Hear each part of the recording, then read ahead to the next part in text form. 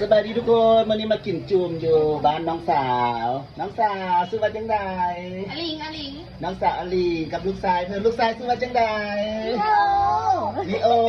สบายดีก่อนทุกงานก่อนทุก ทุก สบายดีก่อนสบายดีโอ้ยหมักเต้นแท้ I love you I love you มินิฮาร์ดเฮ้ยเฮ็ดก่อนมินิฮาร์ดเห็นแล้วป่ะเต้นได้ปะนี่1 2 3เพิ่นมักมวนนะทุกคนดีอันนี้เรามีไส้กรอกมีปลาหมึกต้มเห็ดก่อนให้ลูกก่อนต้มเล็กน้อยก่อนแล้วก็มีผักตามมาด้วยน้ำจิ้มเอา2 รสชาตินี้เนาะใส่กันแซ่บทำมาเลยจ้ามานั่งกินน้ำกันจ้าทุกคน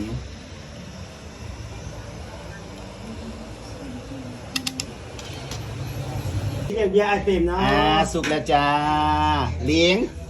สีมือเพิ่มก็ดูเลี้ยงเดี๋ยวแป๊บนึงเอางามกินเหรอคนจังมาจะใส่บุพุ่นน่ะยามเห็ดบุโอ้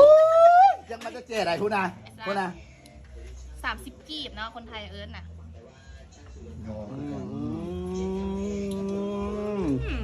มาตื้มอีกละโอ้ยำกินละคนจังมาจะใส่บุสิ้นหม้อดาดหอม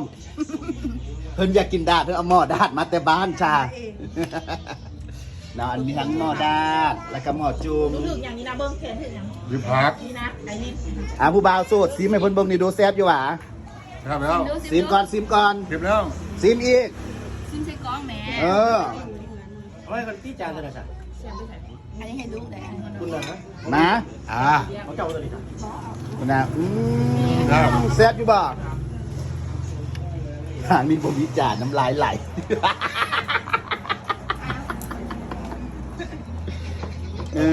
เขาบอกมากินแล้วมันมาเด้อทุกคนกินน้ำกันเนาะทุกคนเบาให้ผมเท่าหัวเนาะทางนี้จะมองกับไม่โบเราก็กินเราเป็นมีเอาซีนลงเลยไหมกระดูกก็กินอันนี้จะเป็นหม้อดาดนะนี่ได้กินใบแน่นอนหม้อดาดนะหม้อดาดนี่แห้ง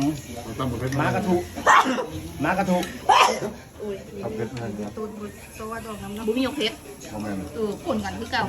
คือการเขาปรุงนี่แหละเนาะเบิ่งจากหุ่นก็ได้คนที่ว่ามากินซีนจุ่มมากินซีนดาดนึ่งแล้วก็นึ่งลีโอค่อยไปใส่ลีโอลวกมาพี่ขนมในตู้เย็นได้ปากอะไรไปเลือกเอาลีโอน้องลีโอจ๋าลีโอมากินให้ FC เบิ้งในไว้นอนนี่มากินบอสตอนนี้มากินให้ FC เบิ้งในไว้ฮะไม่ใช่น้องลูกก็เฮ็ดที่หมดทุกเป็นตาแซ่บมาทุกคนมาเด้อกินน้ำกันเริ่มแล้วเนาะกินโซบังดูบางทีบ่มีจานกินน้ำมัวน่ะเป็นยังไงเมียเฮ็ดนี่แซ่บอยู่บ่แซ่บละตกตังแน่นอนข้าวจ้าเดี๋ยวผู้ที่ต้องกินจากซิกกอคำข้าวก็ต้องใหญ่ๆก็นี่ว้าคำนี้เพื่อพี่เพื่อน้องจ้าข่าวติ๊บนึงเพิ่นผู้เดียวเลยบ่ได้สนใจก็ไผ่ตัวอีกบัตรหนึ่งดูทางสิ้นดาดน้ำลายเหยไปก่อนเด้อให้จุ่มกินก่อนเอาตานะเอาเลยเอาไปลูก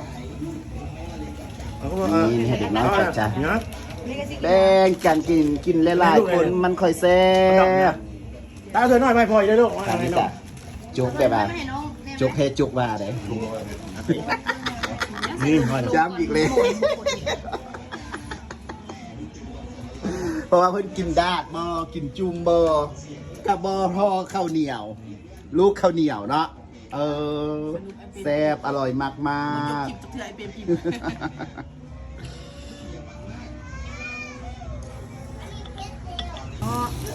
นี่ดาดเขากระสุกแล้วมาเด้อกินดาดกันเด้อแซ่บเอาดิพี่มาเช็ดเองครับเดี๋ยวลงไปกินเลย เอาให้พูดนะ 3 ชั้น ฮะ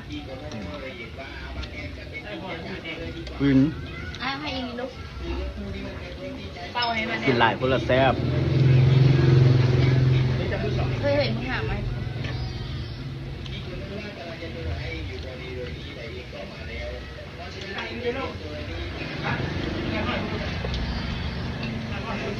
นม ดำเพื่อนเจ้าหนาทายก็ได้ไอ้ซ้ำเจ้าต้องเปลี่ยนเรื่องเหมือนมานั่งเบื้องเรา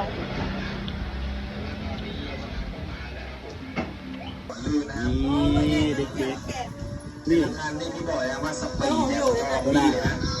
แซ่บป่ะ แรกนำโด่งไปแล้วรถไทยไม่รู้นะครับ กินคำง่ายๆดู แต่ที่ตาย เออ สุขถนนมันดี ดูนะเออ ไปครับผมจังหวะแต่เราไม่แพ้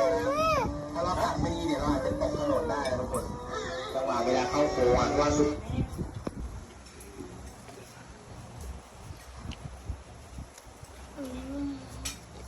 แซ่บบ่กันแซ่บแล้วยกโป๊ะ ดูโป้แห่งมาสร้างเลยดูโป้แห่งสร้างเลย เย้แซ่บไม่ยังป้ากูนะ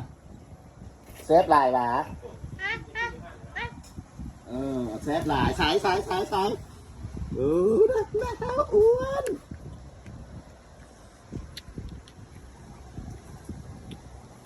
ก่อนสิกินข้าวได้เด้ต้องได้เบิ่ง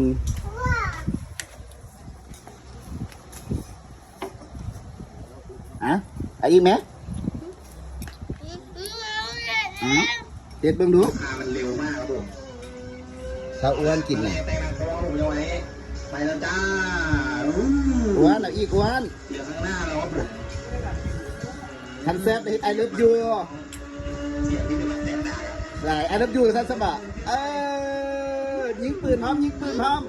อ้ยืดบอกเลยตามไม่ทัน ก็ แล้ว นะไอ้เป็นกับบอยอมแพ้กัน ข้างหน้าคันเดียวผมตอนนี้พี่ได้คันที่สอง อากินแซ่บๆเด้อตายแล้วเขาแน่นอน ตาย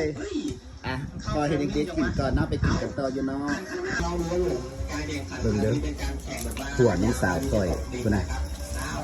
เป็นจางมาแล้วผมโดนพี่ตายแซงมา จำข้าวเหนียวคุณ ตายกันแล้วกันนะเนี่ยเล่นเครื่องโดนโชว์ จิ้มจุ่มจำข้าวเหนียว แต่แรงโดนพี่มันก็โยกเครื่องมาใหม่พี่ก็ไม่ได้กดแอร์เลย มันมีเท่านี้มาแล้วกินดิฮะ พี่ต้นเนี่ย บรรยากาศกินข้าวอ้อมวงคุณนะทางนี้ก็จักมาไปใส่บุ บ้า ผู้บ่าวนี่ก็ยังโสดเด้อยังโสดซิงคุณนะ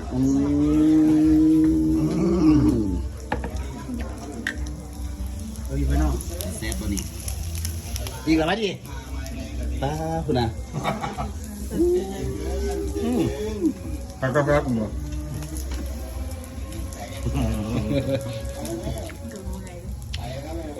คุณนะพอทำลูกถามมาลูกได้ไผ่ได้พูดนี้นี่แหละ ขอตัวกินกันก่อนเด้อทุกคนลากันก่อน นั่นแหละถูกต้องไม่ไหวอยู่มันจะขึ้นแล้วคนเลย